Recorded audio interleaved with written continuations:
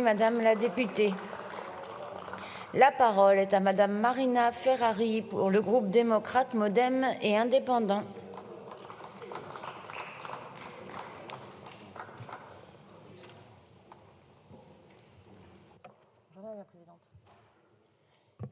Merci. Madame la présidente, monsieur le ministre, monsieur le président de la commission des finances, monsieur le rapporteur général, mes chers collègues, nous examinons aujourd'hui le tout premier projet de loi de finances de fin de gestion.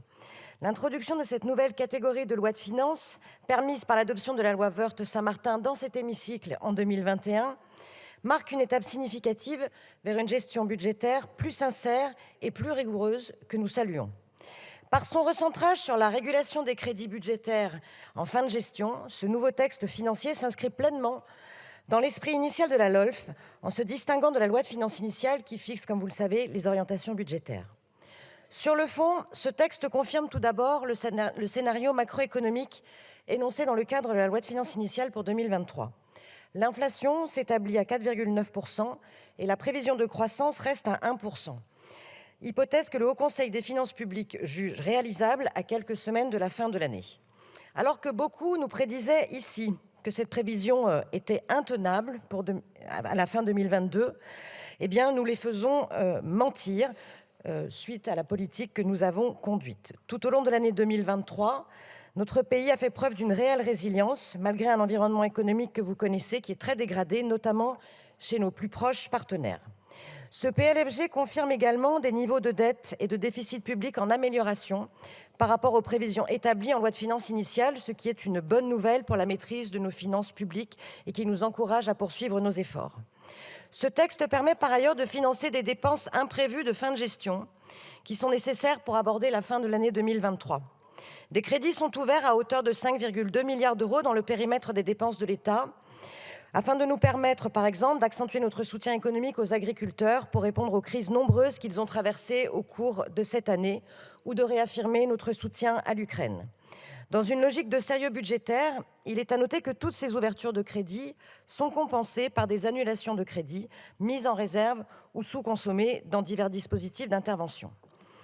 Ainsi, dans le cadre de nos discussions de ce jour, notre groupe proposera, dans ces mesures de fin de gestion, un amendement concernant la prime Ségur pour les personnels soignants des EHPAD et des SSIAD, des ADMR, comme nous l'avions déjà fait lors des débats sur le PLFR 2022. Ce projet de loi de fin de gestion est néanmoins marqué par l'ouverture de 3,8 milliards d'euros de crédits au titre de la charge de la dette de l'État, en raison d'un environnement général de hausse des taux d'intérêt de court terme et d'une inflation plus importante qu'anticipée initialement. La charge de la dette a augmenté de 34% en 2022 à 51,5 milliards d'euros et elle continue à progresser en 2023 à 51,7 milliards. Cette situation, mes chers collègues, est préoccupante et appelle des mesures courageuses. Elle est tirée par les importants besoins de financement du stock de dette ainsi que les importants déficits publics. Si nous ne voulons pas qu'en 2027, la charge de la dette devienne le principal poste de dépenses de l'État, nous devons continuer à prendre des mesures courageuses pour nos finances publiques. Nous pensons au groupe démocrate que cette démarche doit aussi être appliquée dans le cadre du PLFG, avec une gestion des crédits budgétaires toujours plus fidèle à la réalité, en suivant un objectif de réduction des déficits publics. Dans plusieurs programmes, les masses de crédits restant à minima interrogent et appellent à la réflexion. Quand un programme bénéficie d'encore plusieurs milliards d'euros de provisions à quelques semaines de la fin de l'année, nous sommes légitimement conduits à se demander pourquoi. Les travaux réalisés par la Cour des comptes et par les parlementaires dans le cadre du printemps de l'évaluation nous apportent des premiers éléments de réponse. Néanmoins, force est de constater, mes chers collègues, que nous manquons encore d'informations dans le texte initial pour réaliser pleinement nos activités de contrôle et d'évaluation.